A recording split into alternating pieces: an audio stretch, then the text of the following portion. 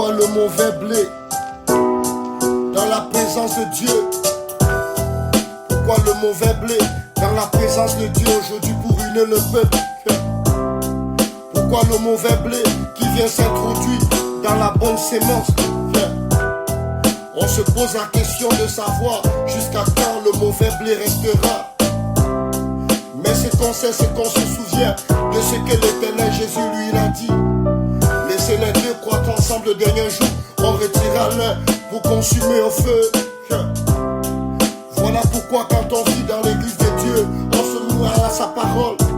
La soumission à la parole de Dieu qui construit en nous la nature du Seigneur Jésus-Christ lui-même.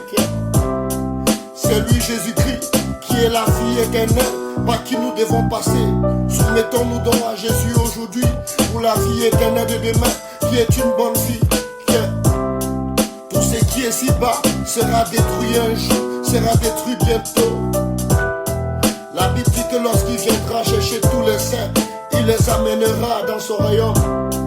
Dans la maison du Père, il y a plusieurs couronnes, il y a plusieurs demeures. La Bible dit au commencement l'Éternel, il a fait le ciel, la terre. Ah non, il a fait pour lui. Il a mis l'homme pour cultiver le sol et pour faire valoir sa gloire. L'ennemi est venu pour tromper la femme qui s'est aussi tournée vers l'homme.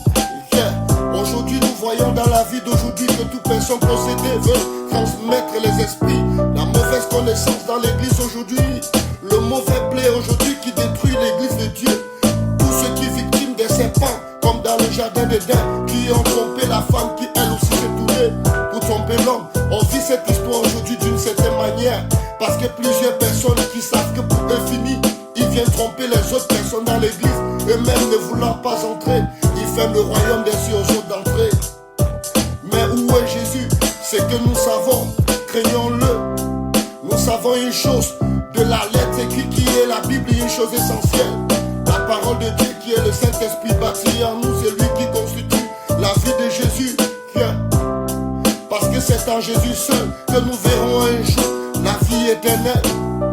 Aucun autre Dieu ne peut se comparer à lui, ni l'adoration des portes des crânes, ni quoi que ce soit. Seul par Jésus, nous verrons un jour la vie éternelle. Il est Dieu, sa parole demeure le même, il ne change pas. Lorsque nous le craignons et nous avons le Saint-Esprit de Dieu à nous comme descendu dans la chambre haute souffla, comme un vent sur le peuple. La Bible dit les 12 apôtres, ils ont été remplis par le Saint-Esprit de Dieu. Ils ont parlé en langue, des langues étrangères qui étonnaient tous ceux qui venaient les écouter.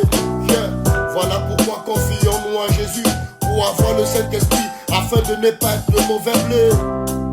Le mauvais blé dans la maison de Dieu fait pourrir tout ce que l'Éternel a établi. Les institutions de Dieu doivent être respectées.